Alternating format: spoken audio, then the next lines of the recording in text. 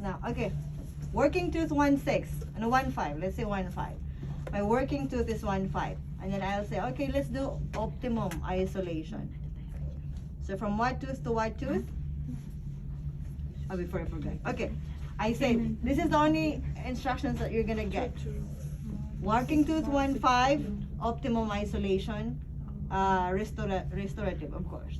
Restorative procedures. To amalgam. Even if it's, okay.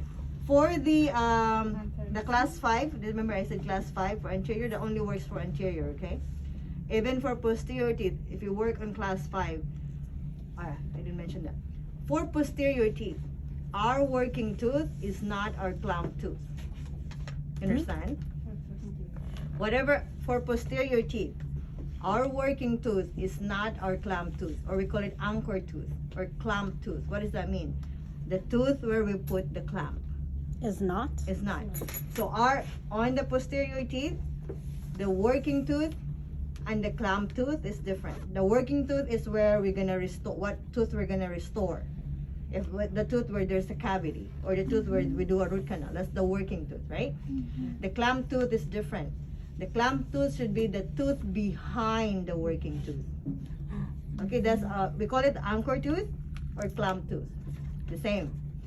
So the clamp tooth will be the tooth behind the working tooth. You understand? Now, if I say one, okay, jamming, our working tooth is 1.5. Okay? Our working tooth is 1.5. What is the clamp tooth? 1.6. 1.6. Now, if you know that the working tooth is 1.6, the next thing you have to know, what clamp do I have to use?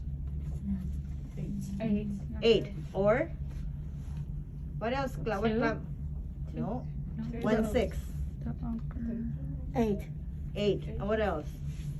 Other options, because sometimes our clamp is smaller than the tooth of the patient. So we have two options for the clamp, for the molar. We have number 13. Oh, 13? Okay, because 13 is for maxillary 1 and 3 molar.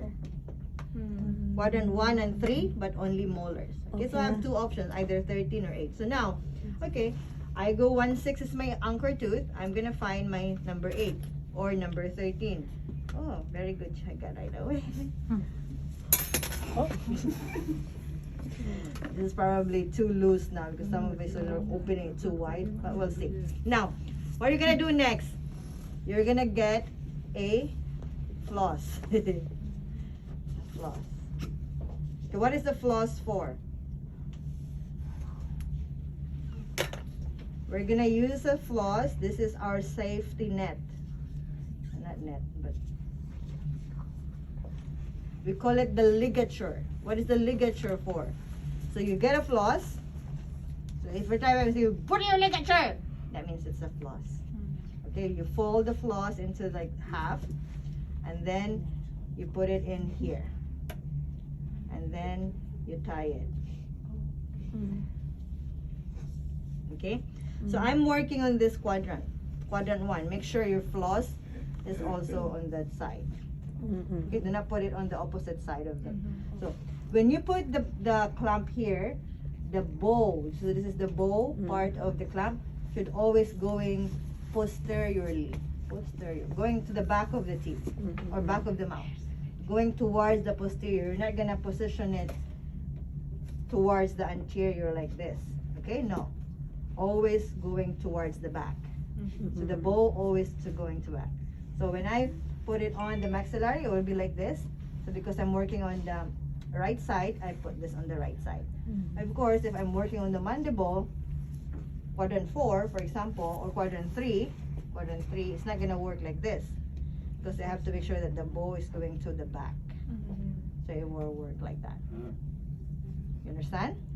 Always the bow of the clamp going to the back of the teeth or the back of the mouth, going to the posterior side. Okay? Now, I know the working tooth 1.5. I got the right clamp because it says the clamp tooth is 1.6, and then I use the 8 or the 13. I put the ligature. This is for safety, right? Now, what I'm gonna do next, I'm gonna try this clamp if it's gonna work onto the tooth. If not, if it's big or smaller or and then I'm gonna have another clamp to use. I have option, right? So this is the forceps, the clamp forceps, working maxillary, the working end of the instrument going up, working mandible, working end goes down. Now working maxillary, this is up, you hold it up to like this, going like this. If I'm working mandible, put it down, I'm positioning my hand down as well. Okay, now see here, there is what we call the hole, like the buta, the hole of the clamp, right? And then I have the tip of the forceps. I put those two here. Okay, now this is ligature. You tie it on here. So if you drop this accidentally, this patient will not gonna swallow it because you're holding the ligature here. You can retrieve it easily. That's what it is for safety. Understand? This is not just me making it up. Okay, now I'm gonna get a mirror here. So make sure the light is on there. I'm gonna retract the check with my mirror. I can make sure you can see clearly the 1/6, right? Or you can ask the patient to turn towards me a little bit so I can easily see the lingual side of the tooth. Because this side I cannot see, right? Now, when you put it in, put the lingual side first and then the buccal. Put the side where you cannot see directly. Put that first and then the buccal. Removing it, remove the buccal side and then the lingual side. Okay? Now, you open, this one is closed. It's not so close, not so open now. You push this together here, this will open. If this is your tooth, put there. No, you want like this or this? This is your tooth. You're gonna open the clamp wide enough that you put it in, not scratch the tooth. You're gonna put this clamp, this is the prong here, on the cervix of the tooth. You understand? Not on the crown, not on the gum, on the cervix. You know what cervix, right? The prong only on the cervix, but you're not gonna scratch the tooth. You open it enough, wide enough, it will go here directly to the cervix and then release. If you're gonna scratch the tooth, it might fracture the tooth. Problem. Problem. Okay, understand? You know what cervix, right? The space between the gingiva and the tooth. Okay. So open it here, retract. I see the 1/6 easily. I'm gonna put it in. I'm gonna put to the lingual side first, right? Now, if it's already stable, I remove my thing here. I'm gonna use my finger to assist the lingual side. Use the other finger to retract here. Go to the side, and then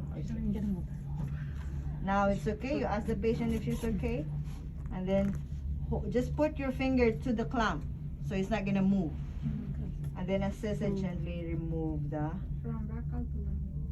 Huh?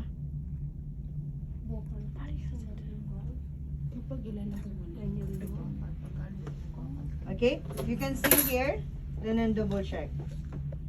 It should only be on the cervix of the tooth.